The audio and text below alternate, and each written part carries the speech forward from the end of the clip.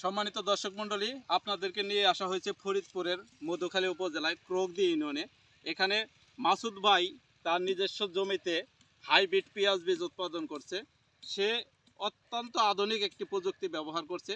আপনারা দেখলেই বুঝতে পারবেন যে তার যে আধুনিক প্রযুক্তি এই সম্পর্কে আপনারা বিস্তারিত জানতে পারবেন। আপনারা এই ভিডিওটি দেখলে এই ভিডিও থেকে অনেক তথ্য পাবেন যে পেঁয়াজ বীজ কীভাবে উৎপাদন করতে হয়, তা আমাদের সামনে মাসুদ ভাই তার জ্বলন্ত প্রমাণ।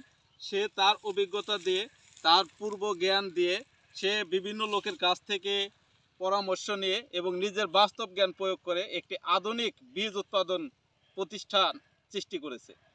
এখন আমি মাসুদ ভাইকে পরিচয় করিয়ে দিচ্ছি এবং মাসুদ ভাইয়ের মুখ থেকে আমরা শুনবো যে কিভাবে এই অত্যাধুনিক প্রযুক্তিতে উন্নত মানের বীজ কৃষকদেরকে হাতে তুলে দেবে সেই প্রত্যাশা নিয়ে চাষাবাদ করছেন। মাসুদ ভাই, আপনি যে পেঁয়াজের বীজ উৎপাদন করছেন, এটা আপনি কিভাবে এই প্রযুক্তিটা ব্যবহার করতেছেন এই সম্পর্কে আমাদেরকে একটু বলুন প্লিজ। আমি বিগত কয়েকবার ঠাকুরগাঁ, নাটোর যে ওখানে যে আমি তাদের সাথে আলোচনা করেছি কি সিস্টেমে করলে এই এই কদম চাষটা আমরা উন্নত করতে পারি।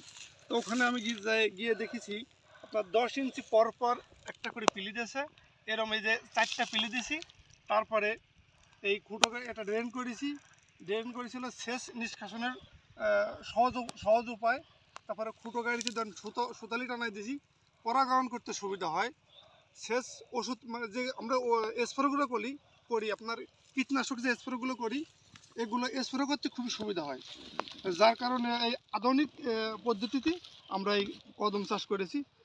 আশা করি দূরত্ব কত? বেডের দূরত্ব আছে 22 ইঞ্চি। 22 ইঞ্চি। আর এই এক সারির থেকে আরেক সারির দূরত্ব আছে 10 ইঞ্চি। 4টা করে পিলি দিছি, 22 ইঞ্চি এলো ড্রেন দিছি। তারপরে পরবর্তীতে ধরেন যে খুঁটা গাড়িছি, সুতালি টানাইছি। আমাদের কীটনাশক স্প্রে করার জন্য খুব সুন্দর হয়েছে। আপনি তো এর আগেও করছেন, আর এবার অবশ্যই একটু ভিন্ন প্রযুক্তি ব্যবহার করছেন। আসলে বাস্তবতার থেকে আসলে যে জ্ঞান অর্জন করা হয় সেই জ্ঞানটি মাঠে প্রয়োগ করলে তার পজিটিভ একটা রেজাল্ট আসে, তার জ্বলন্ত প্রমাণ আমরা দেখতে পাচ্ছি। আমরা অনেক মাঠেই দেখেছি এবারকার পেঁয়াজের বীজ উৎপাদন, কিন্তু মাসুদ ভাইয়ের এই উৎপাদন প্রজেক্টটা একটু ব্যতিক্রম। আসলে মাসুদ ভাই যেভাবে বলল, এটা অত্যন্ত আমাদের দেশের ফার্মারদের জন্য উপযোগী একটি মাধ্যম।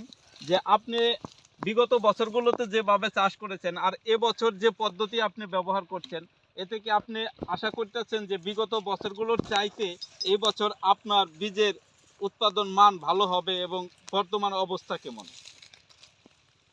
মাশাআল্লাহ, এটা আমরা অবশ্যই আমরা টার্গেট করতেছি যে বিগত বছরের চেয়ে এবছরে আমাদের ফলন দ্বিগুণ হবে এবং জার্মিনেশনের বিষয়টা অত্যন্ত ভালো হবে।